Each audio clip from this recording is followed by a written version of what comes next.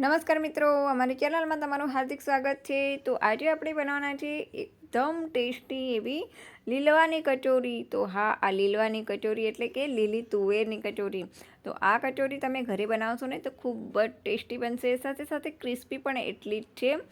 અત્યારે શિયાળામાં લીલી તુવેર ખૂબ જ પ્રમાણમાં મળતી હોય છે અને એના દાણા પણ ખૂબ જ સરસ આવતા હોય છે, એટલે આપણે અત્યારે લીલવાની કચોરી બનાવીશું તો ખૂબ જ ટેસ્ટી બનશે।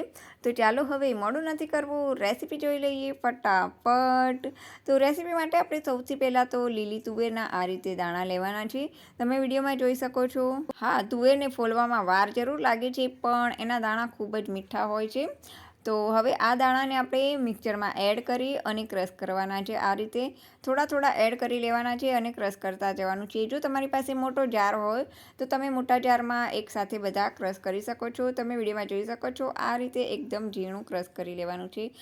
હવે એક કડાઈમાં તેલ એડ કરી અને 1 ચમચી જેટલું જીરું, 1 ચમચી જેટલી વરિયાળી અને 2 થી 3 ચમચી જેટલા તલ એડ કરવાના છે। આ રીતે હવે અડધી ચમચી હિંગ અને 1 ચમચી જેટલા આદુ અને મરચાંની પેસ્ટ એડ કરી અને સારી રીતે સાંતળી લેવાનું છે। હવે આપણે જે લીલી તુવેરનો માવો તૈયાર કર્યો છે તે આમાં એડ કરી દેવાનો છે। આ રીતે હવે એને પણ સારી રીતે સાંતળી લેવાનું છે। હવે આપણે એમાં સ્વાદ અનુસાર થોડુંક મીઠું એડ કરવાનું છે, ત્યારબાદ ફરીથી બધી વસ્તુને સારી રીતે મિક્સ કરી લેવાની છે। હવે 1 ચમચી જેટલી ખાંડ, 1 ચમચી જેટલો ગરમ મસાલો અને જે કાજુ છે એના ટુકડામાં આ રીતે એડ કરવાના છે અને તમે ઈચ્છો તો ટોપરાનું છીણ પણ આ રીતે એડ કરી શકો છો। તો હવે બધી વસ્તુને ફરીથી સારી રીતે મિક્સ કરી લેવાની છે।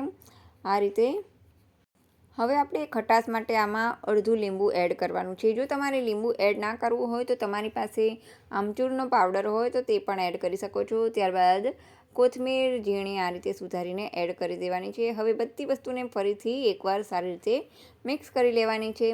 તો આપણો જે કચોરીનો માવો છે તે તૈયાર થઈ ગયો છે। હવે આપણે જે રીતે ભાખરીનો લોટ બાંધીએ છીએ થોડોક કડક, એ રીતે કડક લોટ બાંધવાનો છે અને એને ઢાંકીને રાખવાનો છે। 10 થી 15 મિનિટ પછી આપણે એને આ રીતે લુવા કરી અને એને નાની નાની પૂરી વણવાની છે। તમારે જેટલી સાઇઝની કચોરી કરવી હોય એ સાઇઝમાં તમે પૂરી વણી શકો છો। આ રીતે તમે વિડીયોમાં જોઈ શકો છો। પૂરી વણ્યા પછી આપણે જે પૂરણ બનાવીને તૈયાર રાખ્યું છે તે આમાં આ રીતે જરૂર પૂરતું એડ કરવાનું છે અને કચોરીના શેપમાં એને એકદમ સારી રીતે બંધ કરી દેવાનું છે। કચોરીને જ્યારે આપણે બંધ કરીએ ત્યારે ખૂબ જ ધ્યાન રાખવાનું છે, નહીંતર કચોરીને આપણે જ્યારે તળીએ છીએ ત્યારે ફાટી જવાની ખૂબ જ સંભાવના રહે છે। તમે વિડીયોમાં જોઈ શકો છો આ રીતે બધી કચોરીઓ તૈયાર કરી લેવાની છે।